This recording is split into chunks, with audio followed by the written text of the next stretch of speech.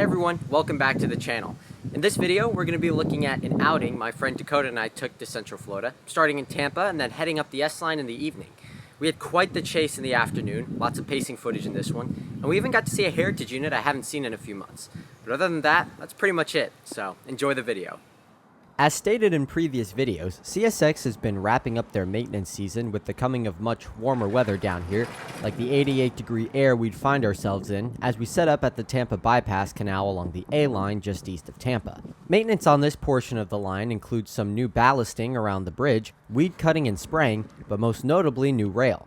I know that CSX was replacing all their rail between Ucita and Tampa Union Station back in 2021, and now in early 2024, they've replaced the rail and cleaned up many crossings between here at the canal and the station. Not sure if the replacement project will stop here or continue north, but it doesn't matter to trains like Amtrak 91 running a bit late today, coming into Tampa from the north, bound for Miami.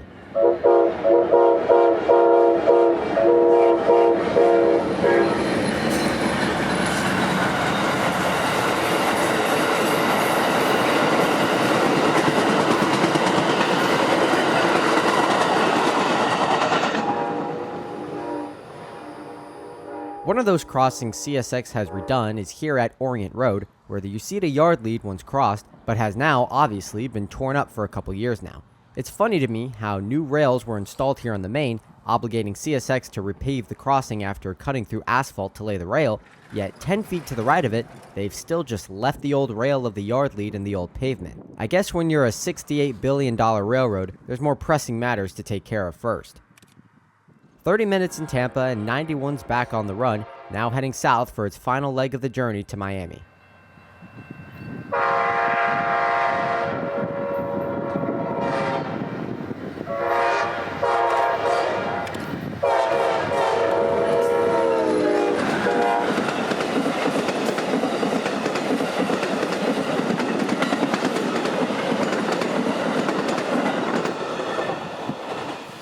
It's Saturday, which means not much is running outside of daily mainline freights, with the exception of yard jobs like Y191, returning to Yeoman after a run to Rockport Yard just a couple miles south on the Tampa Terminal sub.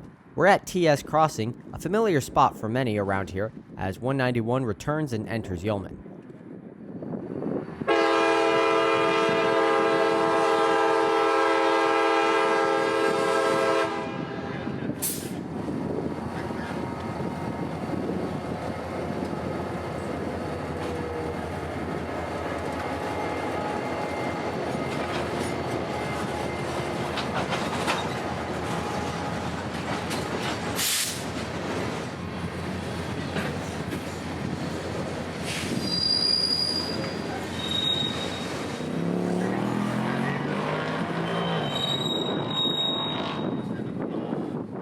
Earlier in the day, train L700 used the same tracks as 191 to enter Yeoman, ending up here, on one of the Yeoman to Ucita transfer tracks at the north end of the yard.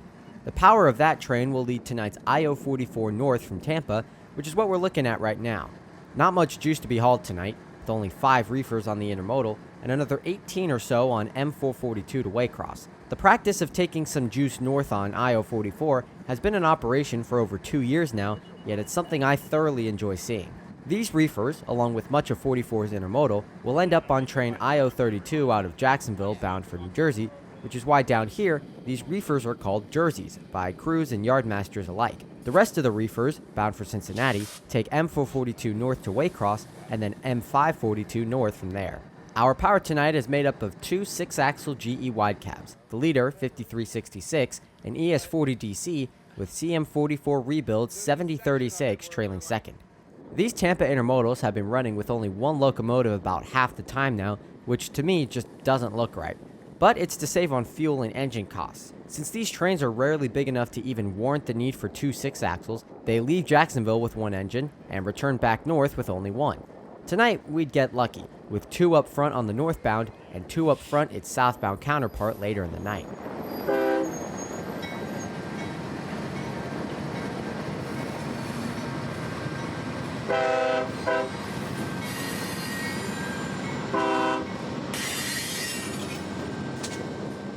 "16:45, an IO44 pulls from the transfer track to the ramp. They've got 2 cuts of intermodal to add to the 5 reefers, totaling about 3,500 feet of train.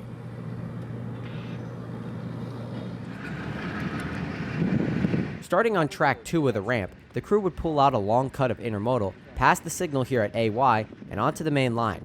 Since Amtrak 92 was running behind by about an hour and a half today, the crew wouldn't have to worry about getting out of the way for it anytime soon.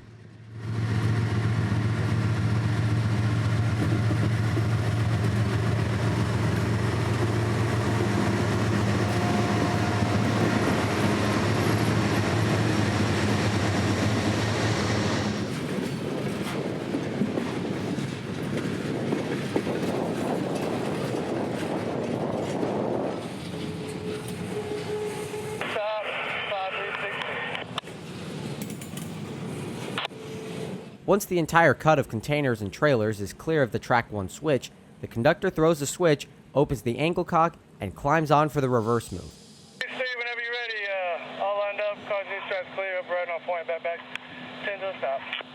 At least 3 steps, right point, lined up, back 10. Oh, hang on a second, I gotta go restricted mode. The rest of 44's train is sitting in that track, already assembled for them, and connected to Yard Air, an airline that maintains the train's pressure even when sitting alone without locomotive power.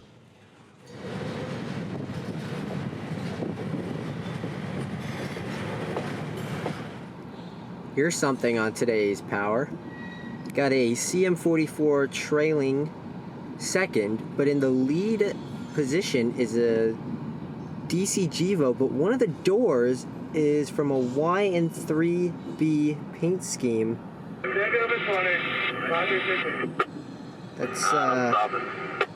That's pretty interesting. I know that they sometimes will use parts from other locomotives, but that is something I've never seen, especially on CSX before. They're usually pretty good about keeping everything uniform.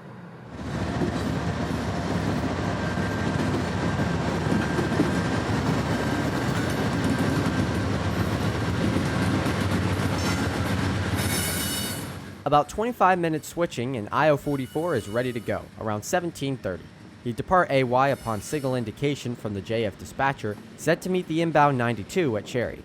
We'd hop on I-4 to intercept State Road 39, the Buckman Highway at Plant City, and head north towards Vitus from there, our next photo spot. Here the crew would also see us again, and looking closely, you can see the engineer pointing to himself and then us, as if to say, get in your car, we've got quite the chase ahead.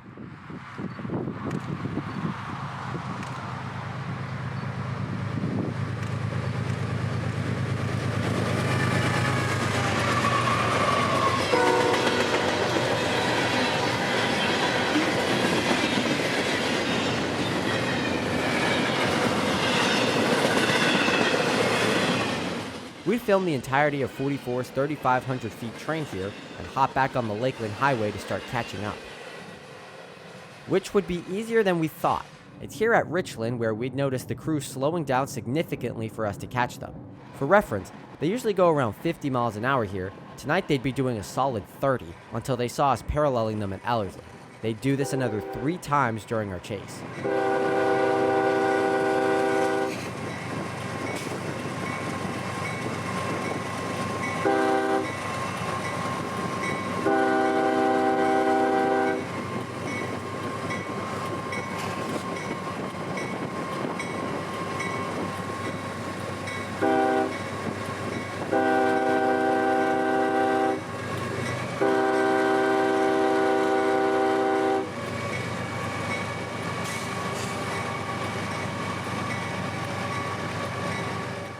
Rolling into Owensboro about a minute ahead of the train, we'd set up on a dime as 44 rounded the sharp curve back onto the old seaboard from the ex-ACL AR line from Vitus.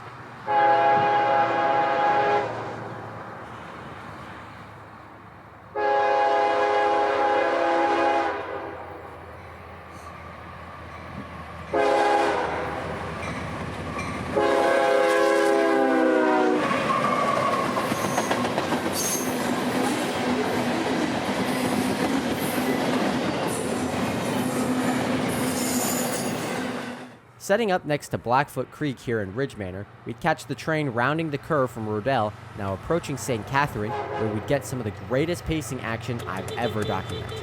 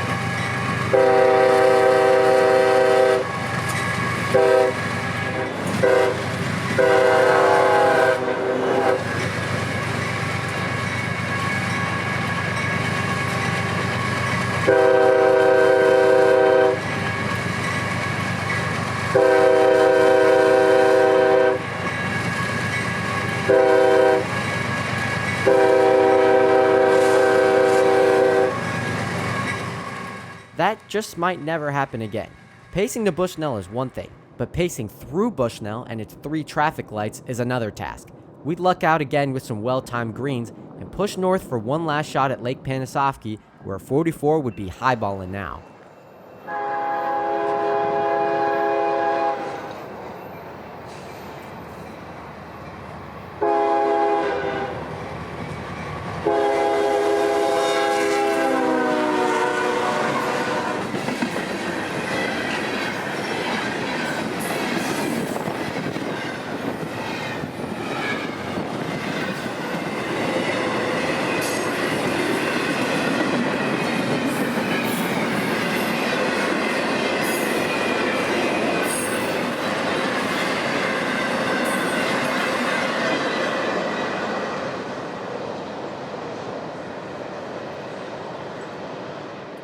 With dusk now upon us, we'd grab dinner at a nearby Sonny's and head back to Bushnell for better light.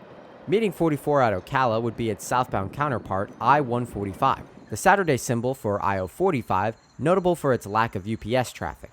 45 would have a good cut of juice for Bradenton tonight, unfortunately not fully made up of Tropicana-owned cars, but still a solid consist nonetheless.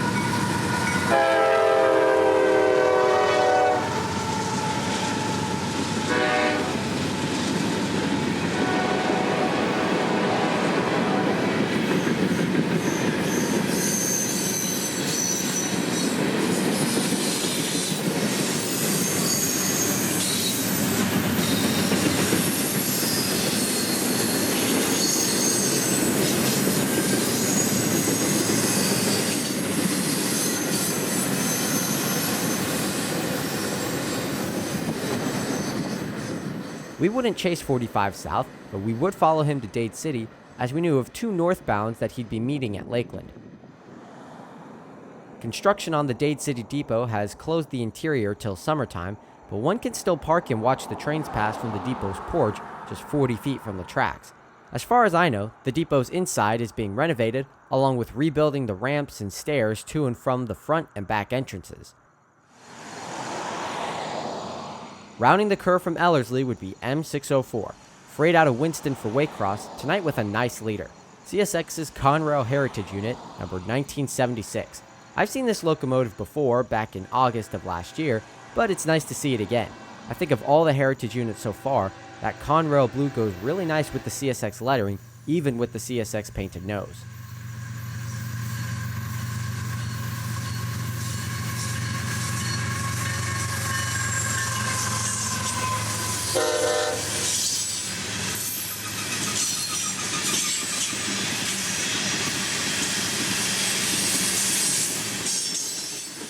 .604 would be a mighty large train tonight, with phosphate traffic out of the Bone Valley, freight from Auburndale and Lakeland, and rock from Davenport and Miami bringing up the rear. He'd be notching up as he crested the hill here in Dade City, as not far behind him would be I-178, intermodal traffic out of Winter Haven, a Central Florida intermodal that always needs at least 2 locomotives, with container traffic from the greater Lakeland and Orlando areas.